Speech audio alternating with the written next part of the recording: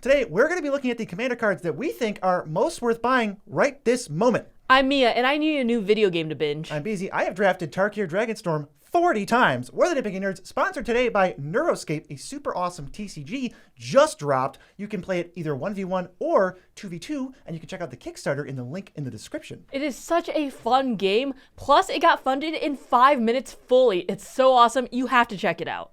We're also sponsored, as usual, by Card Kingdom. That's the best place to go to buy Magic the Gathering product. If you want to buy a draft booster box of Tarkir Dragonstorm, you can do it. And the best part is you'll know that they have reliable, fast shipping. And if you buy other cards, they're all going to come in the same package. And if you spend $50 or more, like on a booster box, you get free shipping. They have sealed product, they have singles, they have supplies, they have all of the above, and will all come to you in one quick package. So go check them out. We're also sponsored by Dragon Shield, best sleeves in the multiverse. Good sleeves. If you use the code NERDS at checkout, you can save 5% of your real money tax dollars on your entire order, which includes the gorgeous, gorgeous, gorgeous amber sleeves, whether that is the amber Nitpicking Nerds art or amber super shiny and orange sleeves. You can get both on dragonshield.com. The amber's the non-cat one. I do love my cat, but the Dragon Shield product, the ambers, look super cool. There's like a little bit of a sparkle to them. We are also sponsored by Moxfield. Later, we're going to bamboozle you. You know by now that you shouldn't even try to guess where the ad is because you won't be able to figure it out. But you're welcome to at least make an attempt, and I will respect that in the comments. We also have a Patreon if you want to see exclusive content never before seen and to chat with us,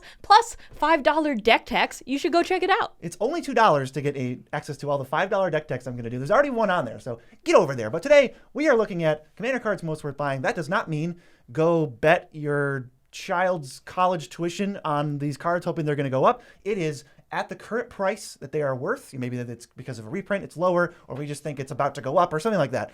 I think you should pick up 1 or 2 copies for your decks because you're going to need them because they're extremely worth it. You get all of the value out of them and then some, we think, based on how well they play. These are awesome cards. Yeah, we're not saying spec, but if you want to know about specs, why don't you wait a little bit later because we have a spec game later. But these are cards that we have personally played with, seen them in action, and we know that they are great cards overall. The first one being Gix, Yawgmoth Praetor at $3.49. 1 black for a 3/3. Whenever a creature deals combat damage to one of your opponents, its controller can pay 1 life. If they do, they draw a card. If you pay 4 black, and you discard X cards, you exile the top X of target opponent's library. You can play lands, cast spells from among them, exiled this way without paying their mana costs. I don't usually use that last ability that much, but this is a great 3-drop to put down, and it also just says, dealing combat damage to your opponents, you pay 1 life, you draw a card. This also incentivizes other people to deal combat damage to your opponents because they can draw cards too, which means this does not die that easily. This card was up there at like $12 to $15, I think mostly because of standard, and this was a fun one that I think me and some other people out there, I'm sure, wanted to try, but it just didn't feel good to pick up for over $10. I think this card is very fun, it's very interesting, and it's one of those cards I want to experiment with and put into these combat damage heavy decks and play around with, and I feel so much better about that at $3.50. This is a really good pickup right now, fresh off the reprint. It probably won't go too much lower. It can't really go that much lower as a strong mythic rare. The one thing you want to be on the lookout for with this card is the risk. If you just play Gix with no creatures out and everybody else has stuff going on, them hitting opponents, sure, that's good for you, but them all drawing cards and then you falling behind is bad for you. So be on the lookout. Make sure you put Gix in a deck that has a lot of creatures and like Dothy Voidwalker level evasive nonsense where you play Gix, draw at least 1 or 2 cards off it right away, and then your opponents will also go up cards, but you can take advantage of that more ultimately and make Gix worth playing. This is an awesome card. You can go the evasion route, or you can just swarm someone with tokens. If you have like 5 tokens or something, you send them all at someone who doesn't have blockers. You pay 5 life, you draw that many cards. Even if you're hitting them for like 20 tokens worth of damage, if you only want to pay 10 life, draw 10 cards, you can do that. I like the fact that you have options, and that is a great deal for a 3-drop. One other thing you can do with Gix is if you're really worried about the opponents getting advantage, like that's definitely something that I'm very concerned about. If you want to hog all the value for yourself and you got a bunch of tokens in play, you go Gix, attack with everything, I don't care, draw 8 cards, and then maybe one of those cards you drew, if you're in like Mardu, you have access to a lot of cheap board wipes now. You can throw out a Toxic Deluge, Vanquish the Horde, or a Blasphemous Act, wipe everything away after you got all the value and just sent most of your creatures to their death to draw all those cards. And now everybody's back to even, except you can deploy more things because you only spent at most 3 mana on Gix and then like 2 mana on one of those wipes. And then you go, cool, here's 3 more things, Mana Rock that I just played. Pass to you, and I feel like at that point you're in a really good spot. I mean, there's also the political aspect. I know BZ likes to take advantage of stuff like this, where it's like, oh, I'll just wipe the board, but you can play a little bit nicer too. You can just say, hey, this is on the board, and like maybe you have a sack outlet. Like, I can sack it at instant speed so you don't get damaged, but instead it's like, it just says opponents. It's not hitting me. You can't hit me with it, but if you hit anyone else, I'll keep it around and draw some cards. And that way you can also play an ally at the table too, while also keeping a consistent card advantage engine for yourself. I play a lot of Queen Marchesa, and I'm a big fan of passing the monarchy back and forth, and I think that's when you set it up and you get value out of passing it and making deals. That's definitely positive for you, the Marchesa player. So I think you can do something very similar with Gix, if not better for you, if you're drawing 3 a turn and they're only drawing at maximum 1 with some beefy flyer. And if they hit somebody else with a 5/5 dragon, I feel pretty good about that. Yeah, I would trade that damage, especially since it's not coming at me. Yeah, exactly. So let's go to our next one. Brand new game changer. Crop rotation is $3.99 and it's green for an instant. As an additional cost to cast this spell, you have to sacrifice a land, but it makes up for it by searching for a land, putting it right on the battlefield, however it would normally enter, and then you shuffle your library. So this is a card that we talked about a little bit in our last video. If you didn't see that, basically the TLDR is, if you're getting a Tryon with this, it's terrible. If you're getting one of the 15 best lands in the format, it feels so good that your opponents are going to have trouble beating it most of the time. I mean, cheap tutors are awesome. This is going to be very fast. It's instant speed, 1 mana, and lands are very hard to interact with. And there's so many good lands to tutor, whether you're getting Ancient Tomb, Field of the Dead, Cabal Coffers, whatever you can really get. I just love this. And you can hold it up too. It doesn't talk about what type of land you have to sack. So you can sack a tapped land. It's great. It's a great value. It really just does it all. The next cheapest you can get for putting a land right on the battlefield is 3 mana, which is recent with Archdruid's Charm, which could be hard to cast. You're maybe not always casting that on turn 3. You can cast this turn 1 if you really want to.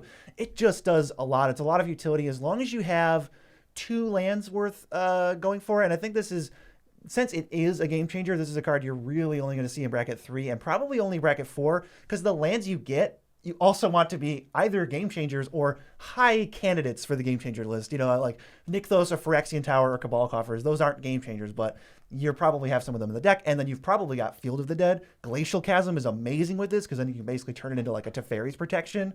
There's a lot of stuff to do. It's all very backbreaking. This is a high power card.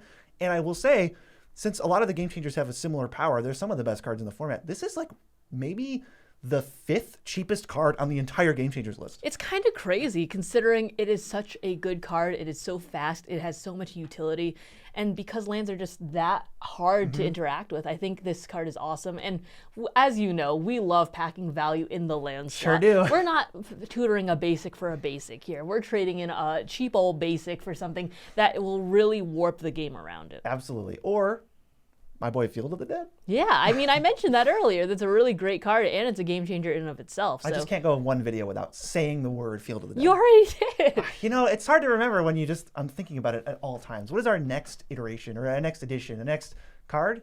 What's our next card? Our next card is Living Death at $3.49. It's 3 black for a sorcery. Each player exiles all creature cards from their graveyard, sacks all creatures they control, then puts all the cards they exile this way onto the battlefield. This basically just says, okay, swap your graveyard and the creatures you have out, and if you have the biggest graveyard, it's just giant value for you. If you're milling, if you are sacking your own stuff, or you have the ability to exile everyone else's graveyards, then you are in for some very good times with this card. This might legitimately, I'm not exaggerating, this might legitimately be one of the most impactful cards in the entire game that is currently $3.50.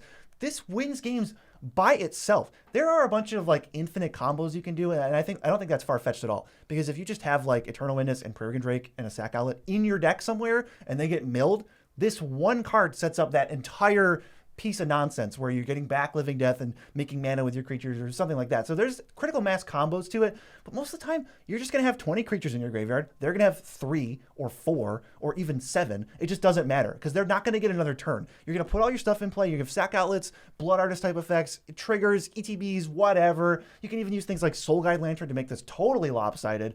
Living Death is honestly busted. I would recommend almost every graveyard / mill deck to just play this because you just get free wins. I'm very surprised to see this at $3.49. I thought this was a $7 or $8 card. I just like, for some reason, it was sitting up there in my head.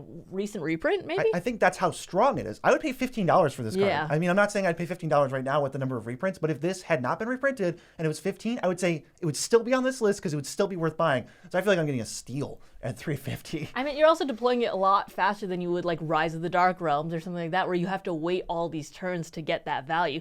5 mana, if you can just turbo like fill your graveyard with something like Mesmeric Orb, you can get so much more value than everyone else. I mean, hopefully they're not milling creatures either, but if you can exile their graveyards or something, you can get something good. Even if you just have this card early, I'm trying to think, when would this card be at its worst? Well, it would be at its worst if everybody's got 40 creatures in their graveyard. I think that's highly unlikely. But if there's not many creatures on the board, you say, oh, I don't have much to get back. That could be true, but even if you just go like turn 2 Grizzly Salvage or Satyr Wayfinder or something, and then you end up doing nothing until turn 5, you just play Living Death, you get a creature back randomly that you milled, and then everybody else has nothing to get back. So you just got like a one-sided board wipe that also reanimated maybe an 8-drop. It's not unrealistic to say that that's possible, and that's pretty much the worst I imagine this card being. Yeah, no, it's a super cool card. I love seeing this effect, whether that's on Living Death itself or Living Death Man, Bringer of the Last Gift. Is that his name? Yeah, no, I think it's Living Death Man. But it's a super cool effect. I highly recommend you try it if you ever get the chance. Yeah, moving on to a little bit of a budget inclusion, Rising of the Day has been fantastic because it's only $1.29, and these 3-mana haste enablers, there's a lot to choose from. I think this is one of the better ones, especially because it's one of the cheaper ones. It is 2 and a red for an enchantment. Creatures you control have haste. Legendary creatures you control get +1/+0. That's a nice little boost. Mostly this is Fervor that is strictly better because it has more text on it. That isn't like $3 or $4. This is awesome. I play this in Roxanne, and it is a centerpiece in that deck. It is so important to be able to give Roxanne haste, but there are so many creatures in red and then some other colors if you are splashing for red that can tap and give you this incremental advantage, whether that is mana dorks or something more powerful like making stuff when these creatures tap. I think you have it in Svella and you really liked it there too. It's great. I think a lot of these red-green X stompy decks want to mitigate the amount of waiting time because your strategy of like play an 8-drop, pass a turn, hope they don't remove it, that doesn't go well for you all the time. But when you get that first free attack, maybe it has a combat trigger, maybe it has an enters trigger, whatever, get that huge swing out of it, save an entire turn of waiting, and then they have to answer it. But after that, you have more stuff waiting in the wings. That can totally flip the tempo of a game on its head. Versus a lot of times I've been stuck in games without one of these haste enablers and they just go like, all right, big thing, pass, it dies. Okay, big thing, pass, it dies. And you just feel like you can't get out from like these random soul shatters that just happen or, Curse Marauders. But getting that first free hit feels really good and it makes your deck way scarier. This is almost always the biggest threat on your side as a red-green stompy player. Yeah, especially since it's an uncommon. I'm surprised to see it so low, as we've seen with things like Stock Up, Aftermath Analyst, etc. Uncommons are known to go pretty high nowadays, and to see this as very playable and $1.29 at the uncommon, and we don't really know when Lord of the Rings or Lord of the Rings-esque cards are going to be coming back anytime soon. I think it would be a great pickup to add to your decks, especially if you have to go very punchy and very fast like red aggro, or you're going red-green tap value. Yeah, you know what the interesting thing about these haste enablers, they're all really comparable in power level. I'm thinking like Temur Ascendancy, it's the best upside, but it's the hardest to cast. Rising of the Day, Fervor, Escape. Not Escape. The Gruul one. Yeah, you know what I'm talking about. The one that says your stuff, Rhythm of the Wild. Yeah, Rhythm. There we go. Like all of them are, Frostcliff Siege, I don't know if I said that. They're all like similar. So I think you're not going to get a ton of crazy upside one way or the other, so just play the cheapest one. Yeah. I don't know. This feels pretty reasonable. They're all good, but if you want 2 or 3, Fires of Yavimaya is another one that's probably really cheap.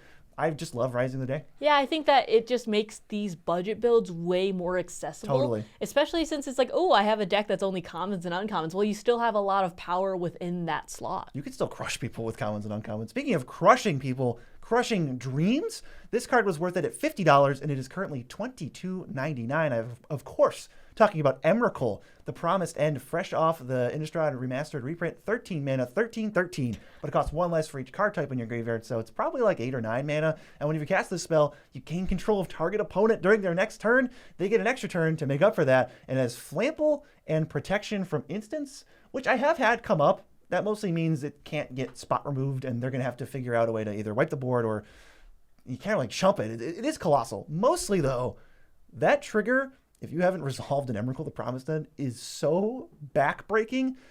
I think half the time I win the game on the spot because their turn is going to be so devastating for either them or the rest of the table that everyone just quits. Yeah. Or you can combo off with that player's stuff and then just have that player KO themselves at the end. It's so nasty, whether that be, okay, you have a sack outlet, it will sack your entire board because what are you going to be doing with that? It doesn't help me. Or it's just this gigantic creature in the air. I thought we would be stopping talking about Innistrad Remastered because of the fact that we've talked about it so much because of all the good reprints. But no, there are still cards that are awesome that we still need to talk about, and this is one of them.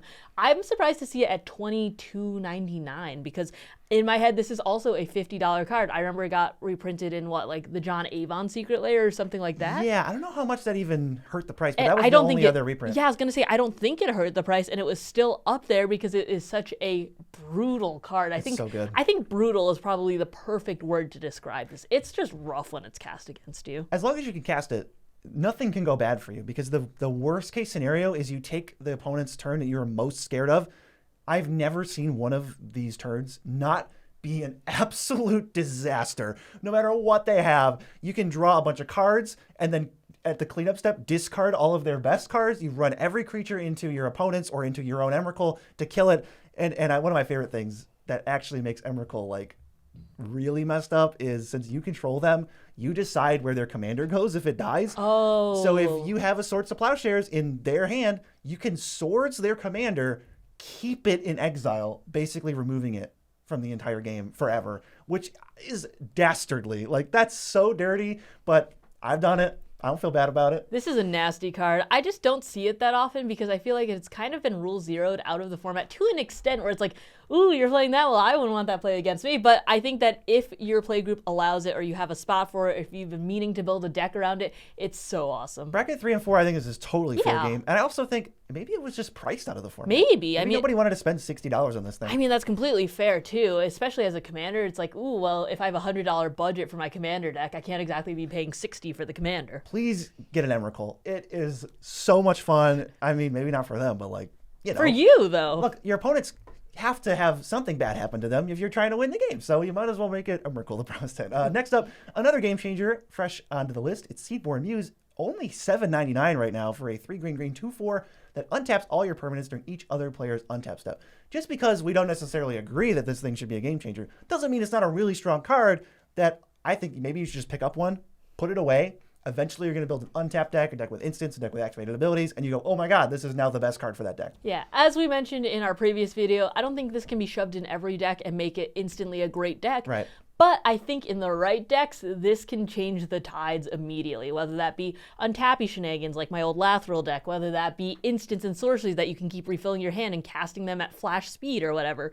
It just, if you have a use for the mana or you can activate creatures and tap them for other things, then this is a great card and will probably be the most dangerous thing on your side of the board. Totally. If you can assemble giving your spells flash, also, you know, it doesn't matter what else you have going on. That is, we know that is busted. Prophet of Crucifix is that, but worse, honestly, and it's banned. So when you get to both halves together, that could be something your deck's trying to do. Even if you don't have a lot of other payoffs, you can sort of treat it like a combo where once you assemble Leyline of Anticipation and Seedborn Muse, you basically get 4 turns in a turn cycle, which is just unbeatable as long as you have stuff to do. Yeah, it's just, okay, well, whenever it's best for me, you think I have to do anything about it? Land go?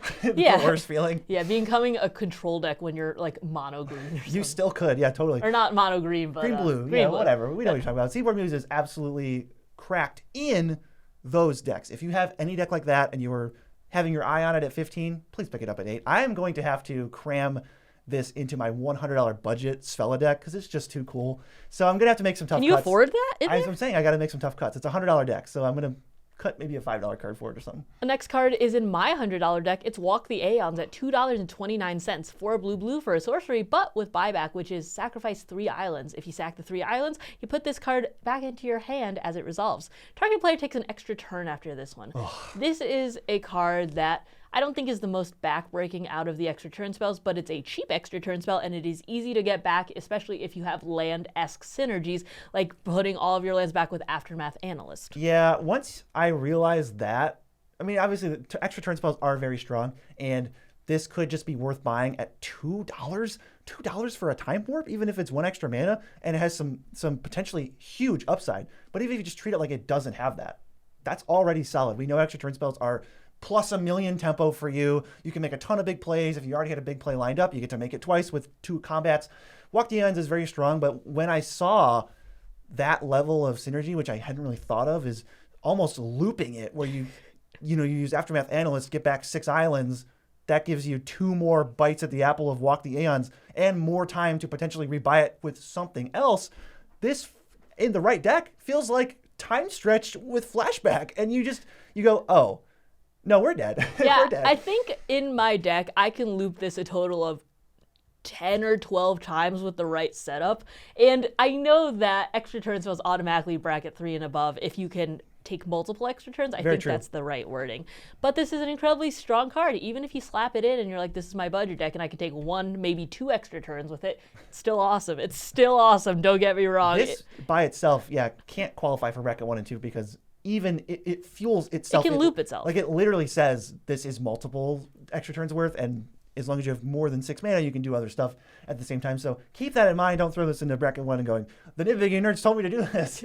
Bracket 3 and above, but like, you can build some serious, even budget bracket 3 decks with this. This is such a cheap pickup, and it's so strong. Yeah, I really have had a great time. Whether that, I feel like land decks don't get enough hate. I feel like we made a video about this a while ago. But whether it's things like Walk the Aeons and looping your lands back, getting things like Scoot Swarm, I feel like there's so many little pieces that are under like $5. And if you have a land deck, you can just make it so strong, so fast. I think we have a video that we're going to be making where we talk a little bit about your Uro deck, because I think that it does something very interesting to the game. I won't spoil anything. That video is going to be sweet, but stay tuned because, boy, am I sick of losing to Walk the Aeons. And if you want to check it out, you should go on moxfield.com, the best place online to be looking at decks or checking out our decks, because my Uro deck is on there. It's on there for you to view. You can copy the deck too, thanks to Moxfield's awesome features, and then you can dumpster your friends with this absolute, like, it is such a consistent, annoying deck, but I won't talk about how annoying it is. I'll talk about how not annoying Moxfield is. It makes everything too easy to use. Everything just is laid out perfectly. You can sort and tag and change the layout based on how you or eyeballs like to view things. Whether that be through price, mana value, or whatever you want, like color, that is great because Moxfield will let you change that. Moxfield, go put your deck on that right now. And I'm sorry if we bamboozled you. You know, sometimes it's got to happen. You can't guess every ad. Let's go to Grand Crescendo, a $5.49 card, which is X white white for an instant. You get X 1/1s, and then creatures you control gain indestructible until end of turn. Another variation of Eerie Interlude, Rootborn Defenses, etc. Protect My Board for a couple mana. The floor is only 2 mana, so that's potentially better than a Rootborn Defenses. And the ceiling is, I can fire this off proactively. If I've got a big board and I want to surprise you, or if I've got no board and I want to make something happen, boom, here's 8/6 citizens, untap, make something happen. That's, to me, pushes this card way above any other board protection spell that says indestructible. There's plenty of different flavors of it. T-Pro phases out, Clever Concealment phases out. That's better to protect your board. But this also makes a board. Yeah, just Streets of New Capenna had so many cards that kind of flew under the radar. I feel like this was one of those cards that I didn't acknowledge until maybe a year after it was released. I went, whoa, that card's awesome. Oh, whoa, it's $20-something? Yeah. That is a nuts price, but because of the new reprint that just happened in the Mardu Surge Precon, it's $5.49. That is a great price to pick it up at. Yeah, I would say it's definitely marginally better than all the Rootborn Defenses, Make a Stands, but the Make a Stands and Rootborn Defenses are like 5 cents. So this is a way stronger card, but I was never going to pay $20 for it. It just felt bad, and it wasn't enough of a percentage gain. But now I think that it's only $5. You're paying a couple extra bucks, and this card is, 2 or 3 times better than that. It does way more for cheaper, and you can put more mana into it as you see fit. So it does feel different to have to pick this up at 5 versus 15. I feel like there's so many pieces of token decks now that are so much cheaper because of the reprints that have just happened, not only in Mardu, but over the last, I'd say, couple of years, they have gotten some hot hits in the precon slot that have just been making white-based token decks that much cheaper to build. And I know I'm not alone in this. We know that there's just a ton of cards that come out, and it's sometimes hard to keep track of. But for me, what I've found over the last couple of years, as we've gotten, sort of like nonstop set releases, I'm okay with it. But when a card like Grand Crescendo comes out, I go, wow, that's really cool. We make a video. I acknowledge it's one of the best cards in the set. And then I just don't buy it for a year. Yeah. When it's at that price, I'm just like, yeah, it's one of the best cards in the set, but I'm not trying to upgrade my decks every week, and I don't want to shell out $15 for this card. I mean, it's just hype pricing. You know that for the first, 6, 8, 10 months, it's going to be hype, and then something else will come out, it'll fall down, and then... That's when we go, wait a minute. Yeah, or the first reprint, and right now this is the first real reprint of Grand Crescendo. Yeah, next we get to go to what I think is still one of the best cards from Aether Drift. Not that Aether Drift was that powerful. It's March of the World Ooze, $2.99 for a 3 green enchantment. Creatures you control have base power and toughness 6/6 static and are oozes. And then whenever an opponent casts a spell, if it's not their turn, you get a 3/3. That I have found ensures you against spot removal. So even if somebody blows this up, that's bad for you, but at least you get a 3/3 out of it. I think this card is cool and it's worth experimenting with. And I think that $3 is a very good price to pick one up speculatively and think, hey, let's try this in my tokens deck. Maybe it's great. Maybe it's abysmally bad. But at $3, I think it's worth making that spec. Yeah, I'd be happy to experiment with this at 3. I think that when it was 15 or 20, I was a little bit iffy, but Totally. it is very nice to be able to be reimbursed that beast within token. And also, if you just can get it through, or you can ramp to it very quickly, a bunch of 6/6s is a force that really can't be beat as easily as other people might want it to be. I know that when this is killed during your turn in the middle of an attack, it's a disaster. But I think what you have to do is mitigate it somehow and say, I think there's a lot of really easy things to do. You can either wait till they're tapped out and assume they don't have a free spell, which I think is valid, especially in bracket 1 and 2. Or you can just play things like Voice of Victory, Kutzil. Grand Abolisher is maybe a spikier one that you don't want to shell out the money for. But the first two are not that pricey. Kutzil's 5 cents. I know Voice is closer to $7. But if you get those cards out, now you know there's no problem. Nothing's going to happen to your things. And I think even with Kutzil, I think it's as if their base power is higher. You get to draw a card when they Ooh, hit. that's So good. we're kind of cooking. If you've got a green-white tokens deck with those cards, this is a great finisher. I mean, even if you're doing something like Grand Crescendo too, where you're protecting your board with these tokens, then it might be good for that. I mean, there are just a lot of options where even if this dies in worst case scenario, I still think it is such a big threat. If you can ramp to it turns 4 or 5, it will put a big impact on the game. Right. If you get to land it when people are tapped out and hit somebody for 30 or divide 30 damage as you choose, and it dies, then I don't feel bad. Yeah. I only feel bad if It dies- somebody nature's claims it. Yeah, it dies immediately, Right. right before it happens. Totally. And I think there's definitely ways to make that not the case. But next up is a card you're thinking about building a commander deck around. I don't know how that's going for I you. was alluding to this a little bit earlier. It's Adeline Resplendent Cathar at $3.99. 1 white for a star 4 vigilance. Her power is equal to the number of creatures you control, and it spirals out of control very quickly. Yep. Whenever you attack for each opponent, create a 1/1 human that's tapped and attacking the player or planeswalker they control. Adeline is the de facto white weenie commander. She gets very big very quickly, and with a reprint in Foundations and the Mardu Surge Precon, she has gone down quite a lot. $4 is very low to see her at. Was she an Innistrad Remastered too? Oh, she might have might have been. been. She's got I don't so many- know. She has, but seeing her at $4 proves her power. The triple $10, the triple reprint when it was at 10 cuts it down to 4. Yeah, definitely A, shows her power because she's still not a bulk rare. She might not ever be. But B, just this card is fantastic, even if it was 10, I think. That's on the upper end of what I'd want to pay, and I'd maybe say hold off. But at 4, let's go. I'm going to go buy 3 Adelines, stick them in all my token decks. One of the things that makes this card so strong that is unique to it is whenever you attack. So when you play Adeline, you don't have to wait. You just attack, get the value from things ETBing or whatever. Adeline's another card that's great with March of the World Ooze, just like Voice of Victory, where you're like, okay, Yeah. make some 1/1s and then kill you. Yeah, they're just making so many disposable tokens with this deck. They go, okay, well, throw one of them at you. If it dies, don't worry, because I'm getting refunded that plus more. Yeah, the tokens we don't care about. A lot of times they die. They make Adeline very strong, and there's plenty of incidental ways to get value. Even if you have a Viscerus here, you're like, cool, scry after you announce a lethal block. Adeline's really strong. Just want to let you know, it's not that expensive anymore. Yeah, it's also good in the 99 too. We usually don't talk about Most Worth Buying in terms of commander. She's a very strong commander, don't get me wrong. But in the 99, if you're just making a ton of tokens, she is a pivotal piece. If you saw our gameplay with Mudsta and Talia, you could see that in action. Oh, and just to tease our speculation game a little bit, Adeline, to give you a hint on what mine is, Adeline is the perfect card to pair with the card that I'm speculating on this No. month. It's perfect with my card, actually. Wait, it's perfect with both. Yeah. That's crazy. it's Anyway, really good. you'll see what it is later. Obnixilis, the Fallen, is our next one. $2.99 for a 3 black 3/3 landfall. Somebody loses 3 life, and you put 3 counters on Obnixilis. Now, I don't think this card's great. And I was basically treating it like it didn't exist. Because I was never, ever, ever in a million years going to pay $13 for Obnixilis. No freaking way. But now I'm looking at it in a whole new light. Like, wait, budget builds unlocked, casual stuff unlocked. Because I don't want to go shell out $3,000 for a casual deck. But this makes it so much more appealing because he is $3 good, not $13 good. Yeah, like $13, $15 good back when he was the only printing of this and it was just so hard to get. But the reprint in the Soul Type Recon brought it down so much. And not to pitch our gameplay again, but you can also see the power of it in the Howling Saltmine one because this one wrecked all of us. Yeah, it was compared with I think it was the Naturalist that gives your creature's abilities of lands. So when you combine that with a fetch land, all of your creatures sack to put a land out that then deals 3 with Obnixilis. And he gets huge too. He's kind of a threat.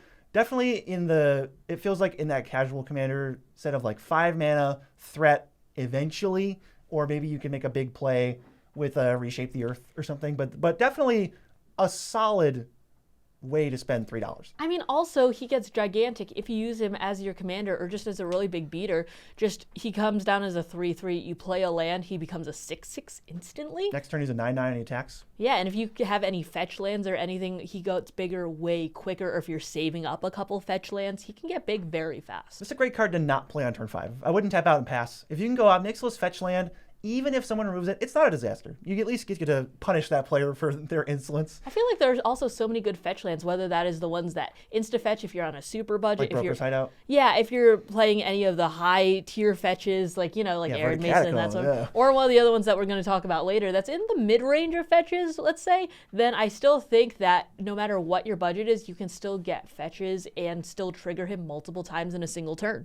Next is another card from Aether Drift. It's a Gear Hulk. It's Bright Glass Gear Hulk at $8.49. Green, white for a 4/4 first strike trample. When this creature enters, you can search your library for up to 2 artifact, creature, and / or enchantment cards with mana value 1 or less. Reveal them, put them into your hand, then shuffle. There are so many good things at the 1 mana mark. Whether you're getting Soul Ring, Authority of the Consuls, Serra Ascendant, just to name a few, or you want to get some lower power things too, like just Mana Dorks. Yeah. I think that this has so much utility, whether early game or late game. I mean, tutors are so powerful, even in that narrow kind of sliver of 1 mana. If your deck is built around making very cheap plays very quickly, you'll always have targets for it. Look, I like Ranger of Eos. I think Ranger of Eos is a fun card, and I don't think Ranger of Eos is one of those cards that's like so good. I think it's more cute, where you go, ha, guys, I found a way to white divination because I'm getting 3-Wood Inspector and Serra Ascendant.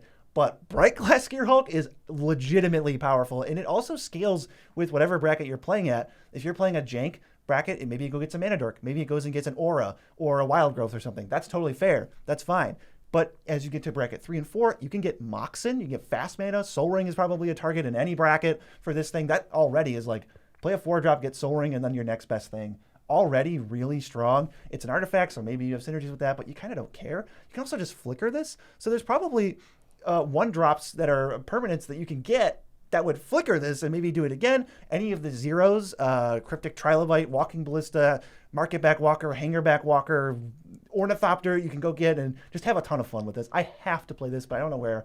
It does a lot. And since there's no hype for Aether Drift, not later, not earlier, not now, not ever, this has dropped in price. Yeah, there's so many things in white where you can flicker this and bring it back to get more stuff. You can get protection for it if you want Mom or Giver of Runes. Ooh, that too. There are just a lot of options in that 1 mana slot. And yeah, just fast mana too, just drain effects.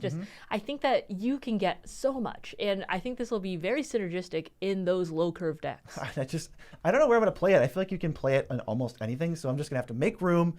Maybe you could build this as, if this was your secret commander even, I'd be terrified of it. Because you're like ephemerating and you're just tutoring your whole deck. Yeah, a blink deck, but not in Azorius. I like the idea of that. You should put this in Bant, like a Rune of the Hidden Realm. You should definitely play this. Chulane, you got to play this card. This card goes off in that kind of thing. Yeah, the next one is a card that I've been playing a lot more and is the bane of everyone's existence if you've ever played against a Joda deck. It's Canine Mark 1 at $2.29. Blue for a 1/1, as long as it's untapped. Other legendary creatures you control have Ward 1. If you pay 1 in blue and tap it, target legendary creature can't be blocked this turn. It has Doctor's Companion, but that doesn't really matter. We're playing it in the 99 for the most part.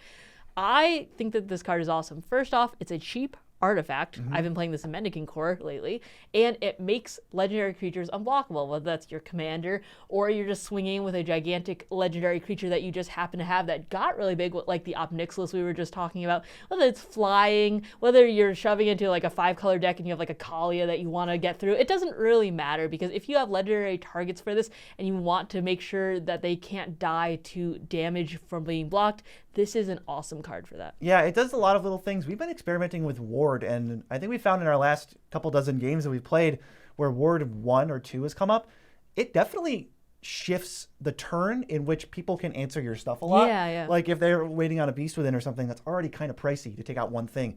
Adding Ward 1 is like, hey, if you do this, you're not going to be able to double spell this turn. You're not going to be able to advance your own board. And then that makes them feel like they'll fall behind because everyone else is doing that. So then it gives you an extra turn or maybe an extra 2 turns with your commander when it doesn't look like that on its face. I also think it really highlights the effect of these like Soul Shatter versus Beast Within, because we've always talked about single target removal versus like multi-target removal, but I think that with Ward becoming more and more prevalent, it just highlights that difference even more, where it's like, okay, not only is it 3 creatures that you're taking out with Soul Shatter, it's also things that you don't have to target, so you don't get really stuck around this Ward 1. If I made a video called 100 Reasons to Play Soul Shatter, would you watch it? Because I feel like Would I? I know the 100 reasons already. You talk about them all the time. I in fact was not asking you to clarify. I was in fact asking the viewer, because we've talked about so many, and like we've dropped like one new reason every video, so we gotta get like a super compilation. It's like 6 hours long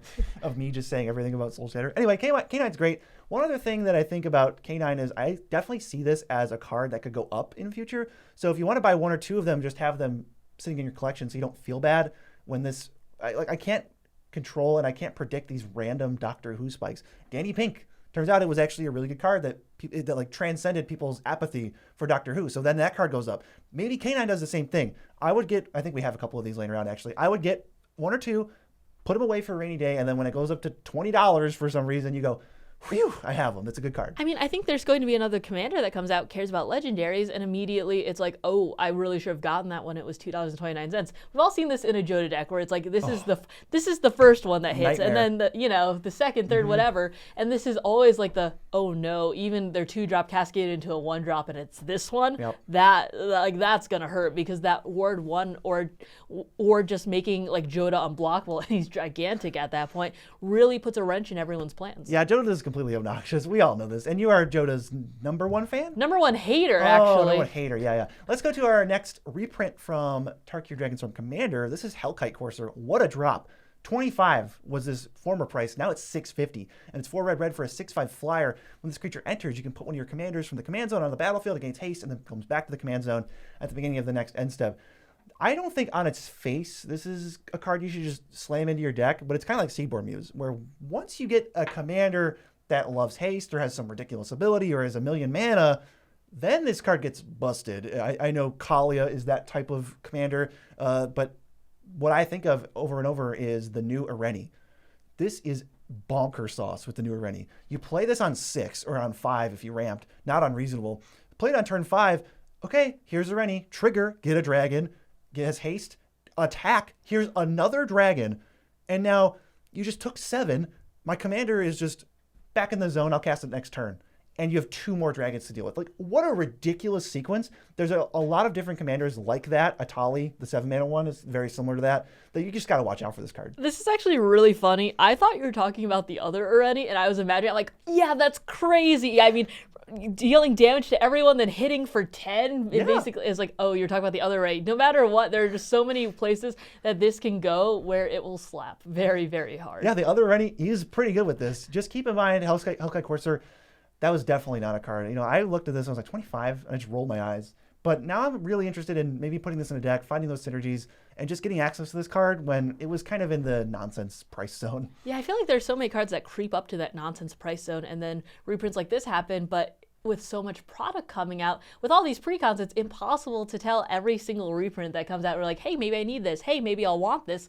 But it's really great to be able to highlight that, grab it while it's cheap, and then use it later. Yeah, you might not have bought the Team or Precon. You might be going, what do you mean this card got reprinted? But we got you, don't worry. And let's go to our gamiest changer of the day. It's the One Ring. You may have heard of it. It's a $65 card right now, but it's 4-mana artifact, indestructible, ETB. If you cast it, you gain protection from everything until your next turn. At the beginning of your upkeep, you lose 1 life for each burden counter on it, and you tap it to put a burden counter on it, then draw a card for each burden counter on it. We haven't talked about this card in a while. I wanted to highlight that there was a lot of focus on the price of this card when it was still legal in Modern. Everyone sort of knew it was getting banned. It dipped a little, and then I think it went back up a little because then it was banned in Modern, like everybody thought. And the Commander players were like, well, I'm going to buy it now. And then it goes up. And I think right now it's down a little from there.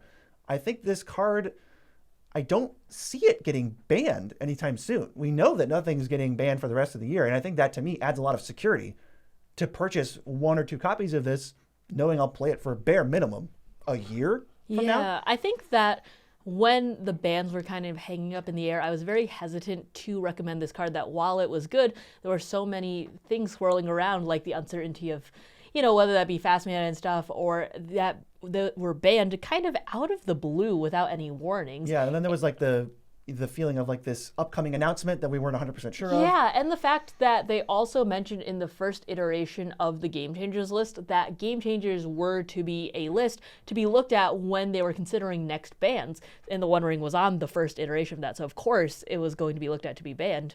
But I'm way more secure to see this and recommend it. It's such a good card. You see it in all the CEDH decks. You see it in so many high-powered decks. Everyone was scooping it up. It's very, very powerful. Don't let the life loss prevent you from playing it if you're worried about that, because no, life loss doesn't really matter if you're getting this much advantage. No one cared about the life loss from Mana Crypt. No one's going to care about the life loss from this because you were getting so much more advantage than that life loss is worth. Trust me, you'll find a way out of it. How many times have we seen a player at 6 life with the One Ring at 5 burden counters and they go, well, I'm going to die, draw 6 cards, whatever I said, then find a way to get out of it. Or even if you don't, you still go, well, it was worth it to draw 7 cards because it's just, look at so many cards. You can easily find ways to gain life, sacrifice an artifact, do whatever. That the One Ring, I feel like it's no downside. The downside is so laughably small for what you get that this card, like when I say, man, do I really want to spend $65 on a card? I would say, well, it better win me the game by itself. Here you go. 4 mana, never pay anything else into it, survive a turn that you had no business surviving, easily wins games by itself. Easily. This is the hallmark definition of a game changer. This Seriously. is such a good card. And even if you just pair it with like a blind or something with extort, you're able to recoup that life so easily. It's just so worth it. And the fact that you gain protection from everything until your next turn when you cast it. Nice bonus. If you can bounce it back and reset the burden counters and cast it again, you just get another round of protection. It's crazy. Yeah, but now I really want to go into our speculation game. Now, if you don't know what this is, we play a small game where every month we each buy only five copies of one card with the hopes that it will go up. We're expecting it to go up. We are playing the market a little bit, but not really. We're just kind of goofing around, and then at the end, somebody will get BM'd when I beat you or when you beat me. We'll have to wear like a stupid hat or something. So, Mia, tell us about your last spec, how much you gained or lost. Sure. And then what your spec this month is. My last spec was Anox Strike Leader. This is a 2-mana dude that was printed for the first time in the Mardu Surge Precon. I think he's awesome, and he's given me so much value when I played that Precon. I gained $3.50 on him because I bought him at like $2.50, $3, and now he's like $6.50-ish. Doubled your money. Yeah, I'm very happy about that. I need to win from last year. Yeah. My spec this month is Craterhoof Behemoth at $20.99. That's a big one. I bought this at $40. Great card. I think that the fact that it's flooding the markets right now because of the fact that it was just reprinted and not a special guest means that it's going to go up eventually, and I think I have till the end of the year for it to go up. I am very hopeful about this one. It's a good card. You bought it for 40 previously. This time you bought 5 at 21. Yes. So that's a big investment, but I have to imagine it'll pay off. My spec last month was Afterlife from the Loam. Love that card. Didn't go up at all, but I'm playing the long game. 6 months from now, it'll be up, surely. My spec this month is Collector's Cage. Now, this is an $8 card. Honestly, I got these for less than $8, but I'm just going to say that I got them for $8 because that's what the price is right now. Collector's Cage is fantastic. I think it's a really great way to cheat out things, and I also think that the big score list is very volatile, and every once in a while, one of those stupid things does something in Standard or Modern, and this is a very cheap version. It's only 2 mana, so it's definitely priced to move in those formats.